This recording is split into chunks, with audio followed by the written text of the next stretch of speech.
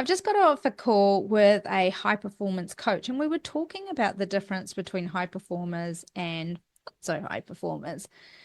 And he was talking about something that really struck a chord with me, and that was that 90% of people are reliant on external motivation in order to perform some form of external motivation. And what he's seen is that the 10% of people that are reliant on internal motivation as a source of performance, they're the ones that end up in high performance groups, or they're the ones he ends up coaching. And I started to think about this in my context, in the business world, in specifics around businesses that grow, scale, and can sustain that growth and that scale. And the same is true there.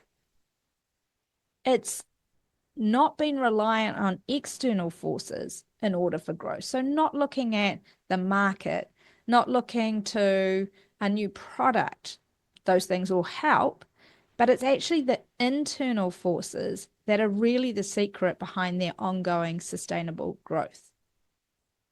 What do I mean by this? Business growth doesn't come from strategy alone.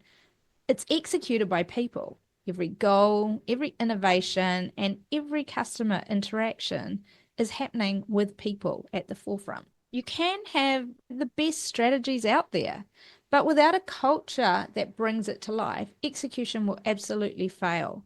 You'll find there's misalignment, there's apathy, there's disengagement, and silently it starts to drain the potential of your organization. Culture is a growth strategy. It just works from the inside out. It's not fluff. In fact, it's more the operating system. Culture will influence the performance, the innovation, how you attract talent, how you retain that talent, and certainly your customer experience. Growth that is culture led is way more sustainable and resilient. Culture led growth doesn't just grow your numbers, it grows your people. And it's how you scale with what I like to call some soul. Now, if you've been trying to grow your business and it's just not sticking, maybe it is time to look under the hood, not just at your strategy, but at your culture. I hear all too many times people saying that they're going to get rid of the bad apples, and businesses often assume that growth will come from hiring high performers, motivated people. But I'm here to tell you that if the culture is already an issue or even toxic, those people are going to lower their performance level to meet the norm and even leave. I like to think of culture as ensuring internal motivation turns into channeled productivity that is aligned with business goals. In fact, I actually think that culture amplifies motivation into momentum. Culture transforms individual motivation into collective momentum. It turns isolated effort into coordinated progress.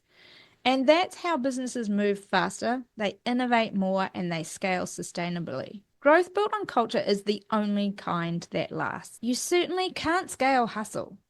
Raising KPIs, expecting more and more out of people, is only going to burn them out. But you can scale culture. When a culture fuels motivation, growth doesn't rely on push, push, push.